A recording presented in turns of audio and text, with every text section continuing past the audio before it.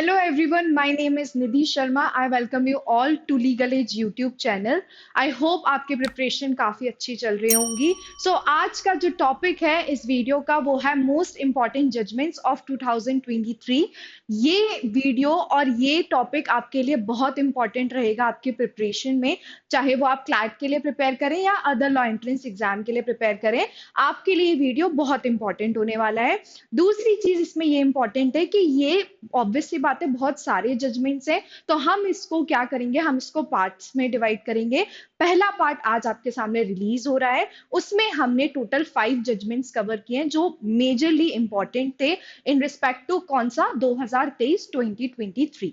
ठीक है. सो क्या हम इसको पार्ट्स में लेके आएंगे. पहला पार्ट आज रिलीज होने वाला है. तो फर्स्ट केस देखते हैं. फर्स्ट केस किसके बारे में बोलता है. First case name is state of Himachal Pradesh versus Sita Devi.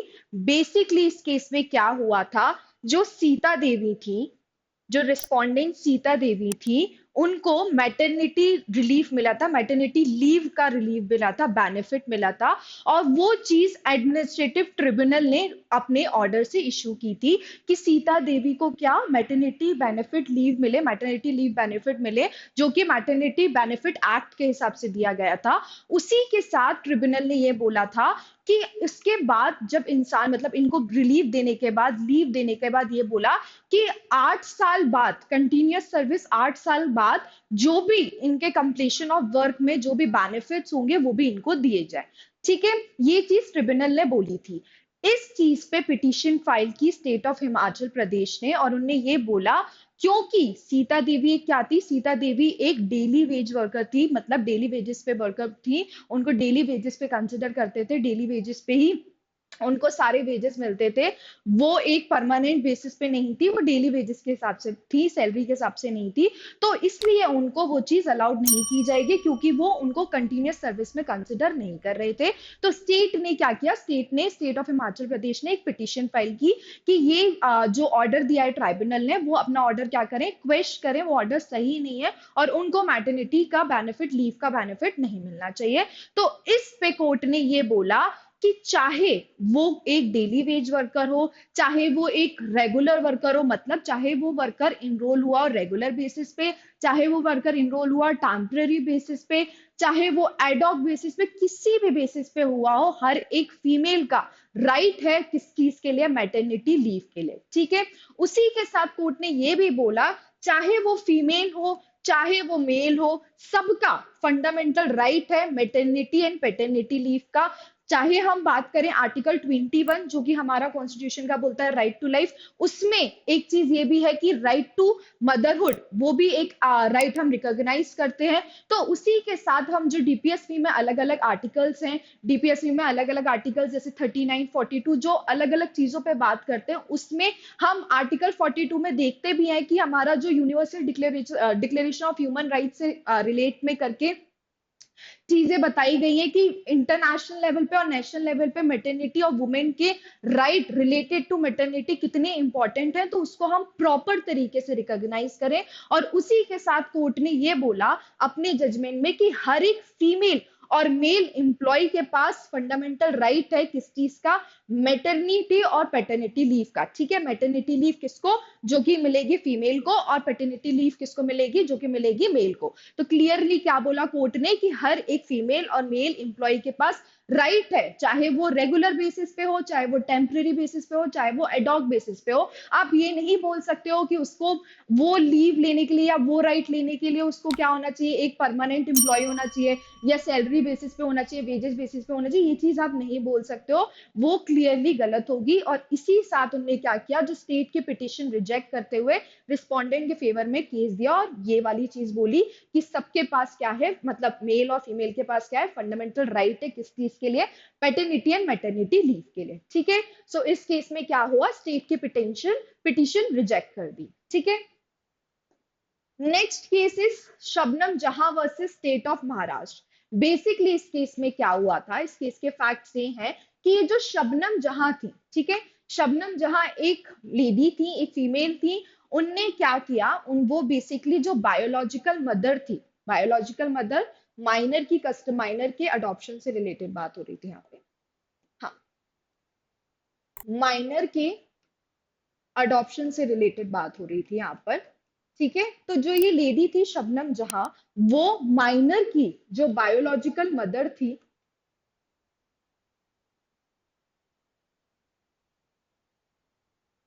उनकी सिस्टर थी। ठीक है, जो शबनम जहां थी वो बायोलॉजिकल मदर थी, जो माइनर चाइल्ड की उनकी क्या थी, वो सिस्टर थी। ठीक है, तो उनने अडॉप्शन के लिए अप्लाई किया था, किसके लिए, माइनर के लिए। अब क्या हुआ, जब उनने अप्लाई किया तो वो उनकी जो एप्लीकेशन थी वो डिस्ट्रिक्ट कोर्ट ने, लोअर कोर्ट ने रिजेक्ट कर दी। ठीक है, उसके बाद उनने क्या किया, उनने हायर कोर्ट में अप्लाई किया, उनने बॉम्बे हाई कोर्ट में अप्लाई किया। और उसमें अप्लाई करके उनको क्या हुआ, कोर्ट ने ये बोला कि जब हमारे पास सारे फैक्ट्स और सारे एविडेंस से हमें ये चीजें दिख रही हैं कि वो एक एलिजिबल है, दूसरी चीज हमें ये भी दिख रही है कि जो बायोलॉजिकल पेरेंट है, माइनर के जो बायोलॉजिकल पेरेंट है, उनकी प्रॉपर कंसेंट है इस चीज पे, तो वो चीज हमें कंसिडर करनी चाहिए। और यही चीज बोलकर क्या, उनने यही चीज करके जो लोअर कोर्ट ने जो बोला था कि हम अलाउ नहीं करेंगे अडॉप्शन, वो अलाउ करते हुए कोर्ट ने ये बोला, बॉम्बे हाई कोर्ट ने, कि चाहे वो एक सिंगल लेडी हो। सिंगल लेडी की बात यहाँ पे क्यों आई, सिंगल लेडी की बात इसलिए आई कि जब डिस्ट्रिक्ट कोर्ट ने इसी बेसिस पे उनकी एप्लीकेशन रिजेक्ट की थी कि जो शबनम जहां, वो एक सिंगल वर्किंग वुमेन है और उनको हम अडॉप्शन नहीं दे सकते। लेकिन section 57 of juvenile justice act ये बोलता है, उसमें एक क्लॉज ये बोलता है कि चाहे वो सिंगल हो या डिवोर्स वुमेन हो, वो इंटाइटल है किस चीज के लिए, अडॉप्शन के लिए। तो आप उस बेसिस पे रिजेक्ट नहीं कर सकते। तो बॉम्बे हाई कोर्ट ने क्लियरली डिनाई करते हुए कोर्ट का, लोअर कोर्ट का ऑर्डर ये बोला कि क्या, कि बॉम्बे जेजे एक्ट रिकॉग्नाइज करता है एक सिंगल पेरेंट, किस चीज के लिए, अडॉप्टिव पेरेंट के, मतलब एक सिंगल पेरेंट अलाउड है, क्योंकि सेक्शन 57 में वो चीज बोली गई है कि सिंगल और डाइवोर्स का कंसिडर करेंगे। तो उस बेसिस पे एक सिंगल पेरेंट बिल्कुल आप क्या कर सकता है, वो मतलब अडॉप्शन ले सकता है, अडॉप्ट कर सकता है। तो उस बेसिस पे क्या हुआ, उनने जो लोअर कोर्ट और डिस्ट्रिक्ट कोर्ट की जो एप्लीकेशन थी वो डिसमिस कर दी। और उसी के साथ शबनम जहां को क्या किया, शबनम जहां की जो एप्लीकेशन थी उसको अलाउ किया, जो अपील की थी उसने उसको अलाउ किया। और ये बोला कि JJ act recognises a single parent to be eligible for being an adoptive parent. Bombay high court allow single working women to adopt a child. और ये इनने खुद से मन से नहीं बोला, इनने जो जेजे एक्ट में 57, जो मैंने आपको बताया कि एक जो क्लॉज है वो ये बोलता है सिंगल और डाइवोर्स के पास भी क्या है, राइट है कि ताकि वो अडॉप्शन कर सके। ठीक है, तो ये केस किसके फेवर में आया, शबनम जहां के। क्योंकि क्या आप ये नहीं बोल सकते कि एक सिंगल वर्किंग वुमेन के पास राइट नहीं है कि वो अडॉप्ट ना कर पाए, या सिंगल वुमेन या सिंगल पेरेंट जो यहाँ पे कंसिडर किया, सिंगल पेरेंट के बेसिस पे आप ये नहीं बोल सकते कि अडॉप्शन नहीं मिलेगा, उसको बिल्कुल मिलेगा। ठीक है, तो शबनम जहां के फेवर में ये केस किया और उनकी गया, और उनकी एप्लीकेशन क्या हुई, उनकी एप्लीकेशन अलाउ हुई। Next case is related to next case name is X versus Government of Rajasthan. Basically, this case is related to gender identity. इसमें क्या हुआ था कि जो X थे वो पहले एज अ बर्थ, मतलब वो जब बर्थ हुआ था उसका, तो वो क्या, फीमेल थी, फीमेल रिकॉग्नाइज हुई थी, फीमेल ही बॉर्न हुई थी। उसके बाद थोड़े टाइम बाद उसने अपनी एजुकेशन की, सारी चीजें की। उसके बाद वो कहाँ पर अपॉइंट हो गई, फिजिकल ट्रेनिंग पीटीआई ग्रेड 3 में। ठीक है, as a physical training instructor grade 3 में वो अपॉइंट हो गई। उसके बाद क्या हुआ, अपॉइंट होने के बाद at the age of 32, at the age of 32 उसने क्या किया कि उसको कुछ चीजें सही नहीं लग रही थी, तो उसने साइकेट्रिस्ट के पास जाके अपॉइंटमेंट ली, और वहां पर उसने कंसल्ट किया कि क्या करना चाहिए, कैसे क्या हो रहा है, मुझे कुछ ऐसा तो नहीं कोई डिसऑर्डर है। तब पता चला कि उसको प्रॉब्लम है जेंडर डिसऑर्डर से रिलेटेड। देन उसके बाद उसने क्या किया कि उसको जेंडर चेंज की जो सर्जरी थी उसके लिए उसने अप्लाई किया, और उसके लिए वो एलिजिबल भी हो गई। After the surgery, surgery successful हुई। उसके बाद उसने जो अपने डॉक्यूमेंट्स थे उस पर चेंज कराना था फीमेल टू मेल, तो वो सारी चीजें कराई उसने, अपने जो ऑफिशियल गैजेट होता है उसमें भी चेंजेस करा लिए, उसके साथ उसने अपने आधार कार्ड में भी फीमेल टू मेल करा लिया। एंड आफ्टर दी सर्जरी उसकी क्या हो गया, उसके मेल होने के बाद, रिकॉग्नाइज होने के बाद उसने अपनी शादी भी कर ली, मैरिज भी कर लिया। एंड उसके बाद, उस मैरिज के बाद क्या हुआ, उसके मतलब चिल्ड्रन भी हो गए। देन आफ्टर सम टाइम उसने क्या किया, जहां पर वो थी मतलब अपनी सर्विस में, वो क्या कराना चाहती थी, वो चेंजेस कराना चाहता था। जो मतलब मेल बन चुका है, पहले जो फीमेल था, अब उसको उसने आधार कार्ड में तो चेंजेस करा लिया, अब लेकिन उसको क्या करना था, अपने सर्विसेज में भी चेंज कराना था। तो उसने उस चीज के लिए अप्लाई किया, लेकिन जो जॉइंट सेक्रेटरी थे वो उस चीज पे बिल्कुल कोई एक्शन ही नहीं ले रहे थे। इस सारी चीजों को क्या हो गया था, पूरे 3 साल हो गए थे, ठीक है, इस चीज को पूरे 3 साल हो गए थे और इसमें कुछ चीज के लिए एक्शन ही नहीं लिया जा रहा था।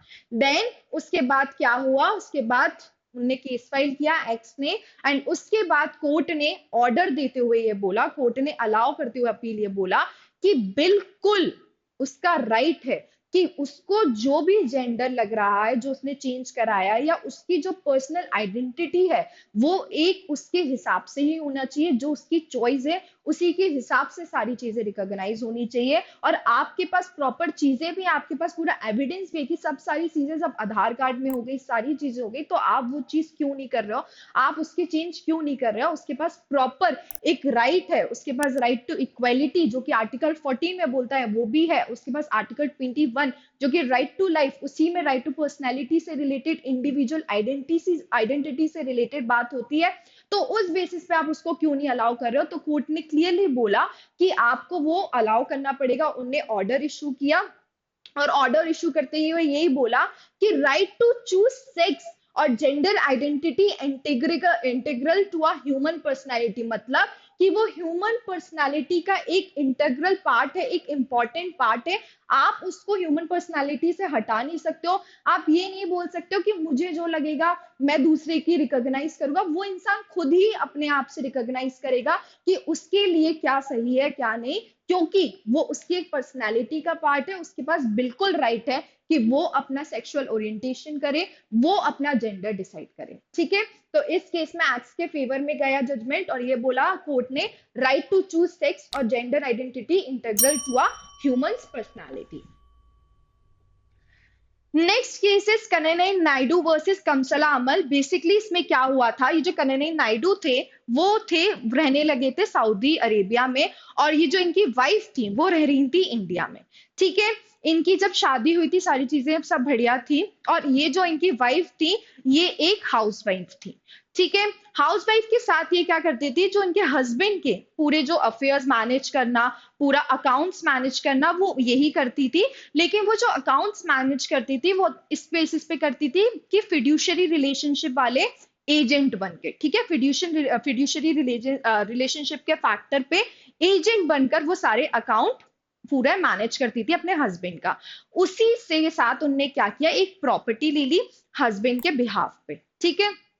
जब वो प्रॉपर्टी ले ली तो बाद में हस्बैंड ने ये बोला कि यार प्रॉपर्टी मेरे नाम पे आई है तो पूरा क्या इंटाइटल मैं ही हूं, मेरा ही राइट है, तुम्हारा कोई राइट नहीं है, ठीक है। उसके बाद जब ये सारी चीजें निकल के आई तो इनने इसके ऊपर केस किया। वाइफ ने बोला ऐसा नहीं है, मेरा भी तो कुछ राइट होना चाहिए, ऐसा नहीं है आप ही का राइट होगा, मेरी भी तो कोई ड्यूटी है। तो उसके बाद कोर्ट ने ये बोला कि भले उनने क्या लिया हो, उनकी कैपेसिटी में लिया हो, हस्बैंड की कैपेसिटी में लिया हो, लेकिन चाहे वाइफ अर्निंग हो चाहे वाइफ नॉन अर्निंग हो, एक वो भी अपनी सारी ड्यूटी कर रही है, बीइंग अ हाउसवाइफ, वो भी अपने सारे डोमेस्टिक काम, सारी चीजें, घर को मैनेज करना, सारी चीजें कर रही है, तो वो भी बिल्कुल इक्वली इंटाइटल है हस्बैंड की प्रॉपर्टी में, ठीक है। तो आप ये नहीं बोल सकते कि भैया वो कुछ अर्निंग वाइफ नहीं है या वो कुछ काम नहीं कर रही है तो वो प्रॉपर्टी के लिए इंटाइटल नहीं है, प्रॉपर्टी के राइट के लिए इंटाइटल नहीं है, ऐसा बिल्कुल भी नहीं है। वो भी इक्वली इंटाइटल है अपने हस्बैंड की तरह, क्योंकि वो भी एक काम कर रही है जो कि अपने हाउस को मैनेज करना, फैमिली को मैनेज करना, और एक वो भी बहुत इंपॉर्टेंट पार्ट कंसिडर करते हैं। तो उस बेसिस पे कोर्ट ने ये बोला कि जो होम मेकर है, होम मेकर वाइफ कॉन्ट्रीब्यूट्स, पूरी तरीके से कंट्रीब्यूट करेगी equally to husband's acquisition of family assets entitle to equal share in properties. चाहे वो प्रॉपर्टी हस्बैंड ने ली हो, लेकिन वो प्रॉपर्टी ऐसा नहीं कि हस्बैंड ही पूरी तरीके से एक्वायर करेगा, वाइफ भी उसके साथ इक्वली एक्वायर करेगी। उनने ये नहीं बोला कि वाइफ को पूरी दे दो जाके प्रॉपर्टी, उनने ये बोला कि बोथ दी पार्टीज, चाहे वो हस्बैंड हो चाहे वो वाइफ हो, दोनों एक साथ उसको क्या करेंगे, इक्वल इंटाइटल करेंगे और दोनों का इक्वली उस पर राइट है। तो वो चीज आप डिनाई नहीं कर सकते हो। तो इसमें कोर्ट ने वाइफ के फेवर में लाके केस बोला कि जो होम मेकर वाइफ है वो क्या कंट्रीब्यूट करती है किस चीज के लिए, हस्बैंड्स एक्विजिशन फैमिली एसेट्स, और वो इंटाइटल है किस चीज के लिए, इक्वल शेयर प्रॉपर्टीज में। तो हस्बैंड ये नहीं बोल सकता कि वो अर्निंग वाइफ नहीं है और वो उसने मेरे बिहाफ पे लिए तो वो बिल्कुल इंटाइटल नहीं है, वो बिल्कुल इंटाइटल है इस चीज के लिए। ठीक है, तो इस केस में वाइफ के फेवर में केस गया। Next case is Rahul Chandel Jadhav versus state of MP. Basically इस केस में क्या हुआ था, ये केस था एक पॉस्को से रिलेटेड केस था। इस केस में राहुल चंदेल जो पिटिशनर थे उनने फाइल की थी, उनने अपील फाइल की थी हाई कोर्ट में। कौन से सेक्शन के ऊपर, सेक्शन 482 जो कि हाई कोर्ट के पास इनहेरेंट पावर देता है, उस सेक्शन में इनने अपील फाइल की थी।